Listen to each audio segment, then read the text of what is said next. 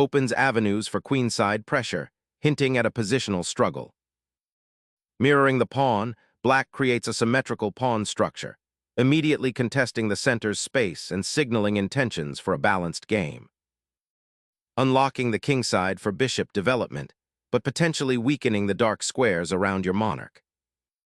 Securing a kingside fianchetto builds a robust defensive pawn structure, preparing a potential bishop strike on the long diagonal. Unleashing the fianchettoed bishop, this move promises diagonal pressure and a solid pawn structure against black's symmetrical setup. Solidifying development, black mirrors white's fianchetto, preparing to contest the dark squares. Developing the knight here to c3 fortifies central pawn control and prepares for kingside castling, creating a solid foundation for queenside expansion later. Solidifying the center, d6 prepares for further pawn expansion and strengthens the diagonal for the fianchettoed bishop.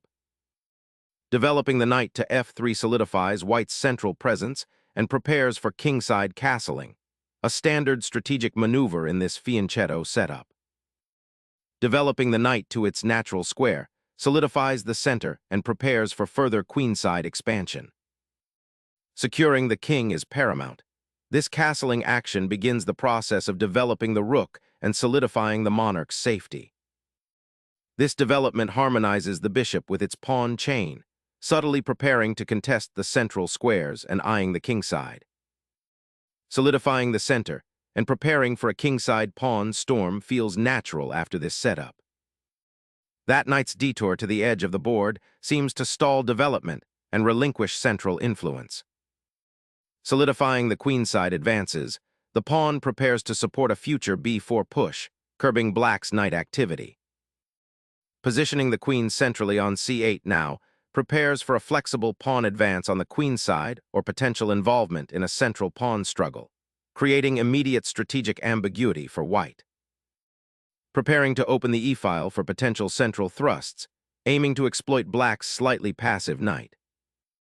Developing the knight to f5 activates it, eyeing weaknesses and potentially creating forks, though it does surrender some central influence.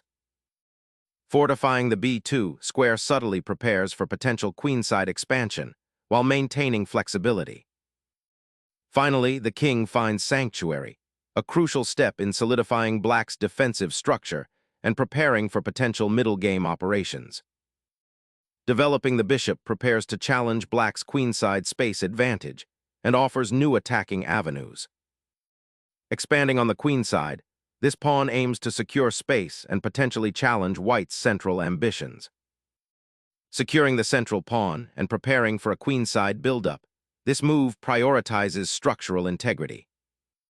Reactivating the rook from its passive post on the queenside to contest control of the a6-f1 diagonal offers intriguing, albeit potentially exposed, counterplay. Fortifying the king's shelter with this pawn push, white elegantly prepares for a potential kingside expansion, subtly restricting black's knight. Securing the monarch from potential diagonal threats, this prophylactic step offers peace of mind. The queen now eyes a long diagonal, potentially preparing a kingside assault or reinforcing the central presence. The knight's retreat offers little, sacrificing a tempo and leaving the queenside open for potential white incursions. Securing the king from any potential long-range diagonal threats on the light squares is the primary objective here, solidifying the queenside advance. Unleashing the kingside pawn storm can be dangerous, opening lines towards your own monarch.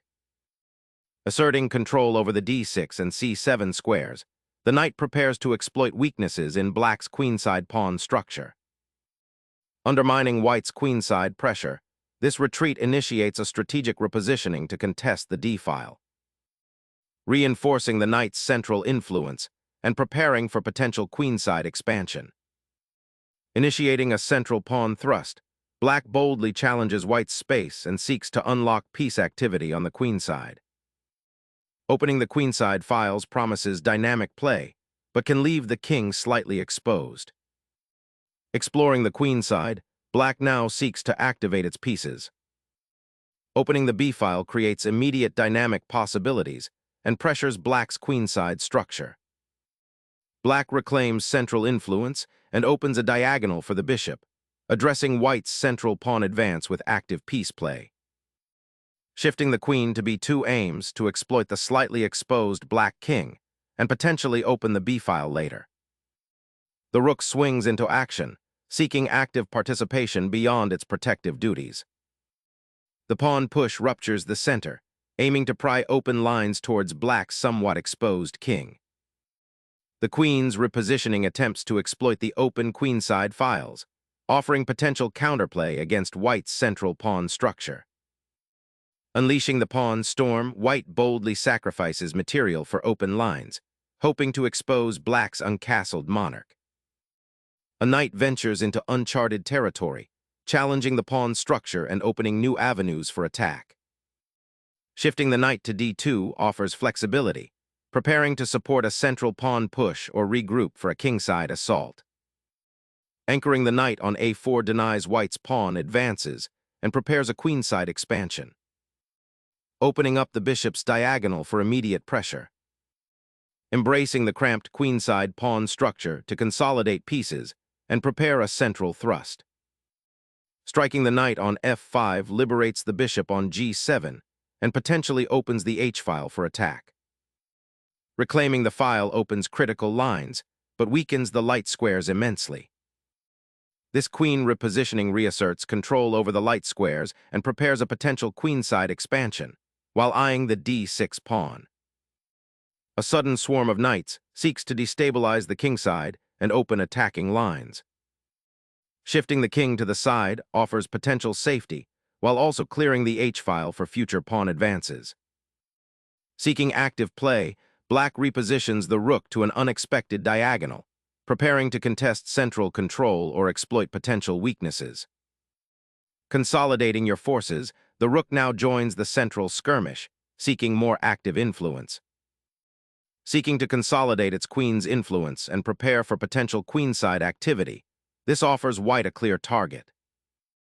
Unlocking the knight's potential, this maneuver aims to disrupt black's queenside foothold and exploit the weakened dark squares.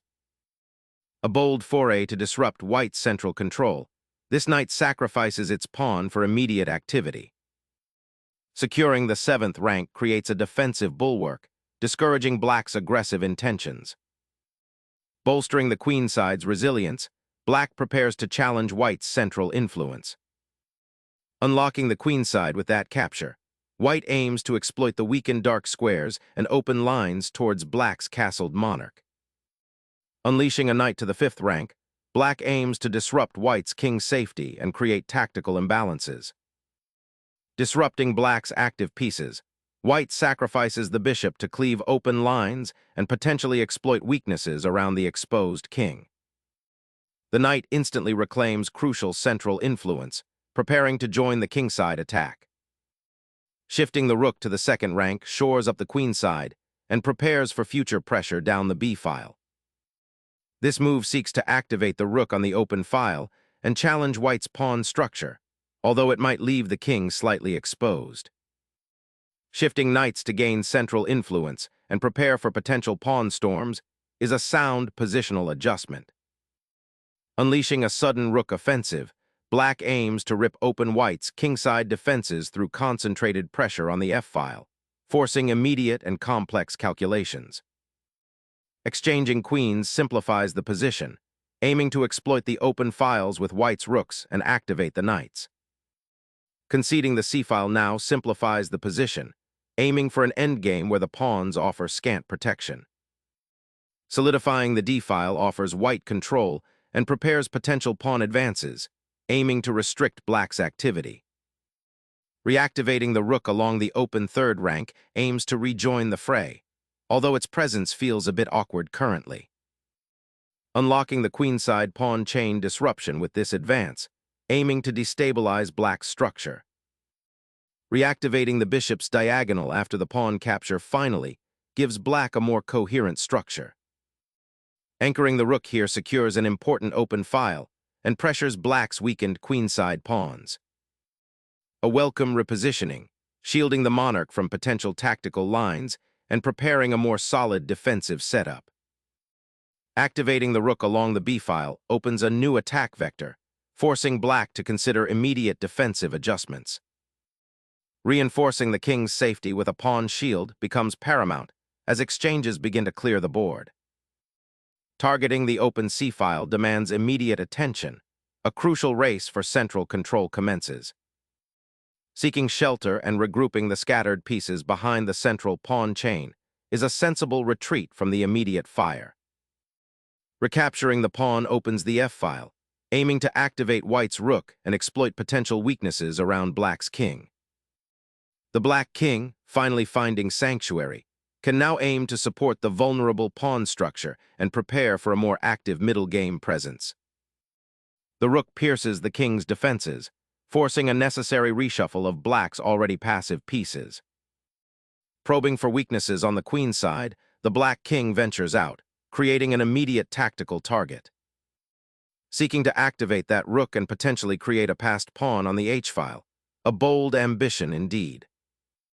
Opening up the c-file now offers tantalizing possibilities for the rook and knight to disrupt white's central pawn structure.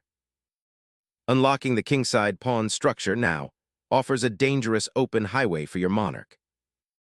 Reclaiming the d-file immediately is paramount to challenging white's centralized rook. Recapturing the pawn stabilizes the pawn structure and prepares to activate the king. Suddenly, a timely check disrupts white's consolidating plan, forcing a crucial repositioning and opening up new lines of attack. A swift reaction, consolidating the king's position in the face of aggressive endgame threats.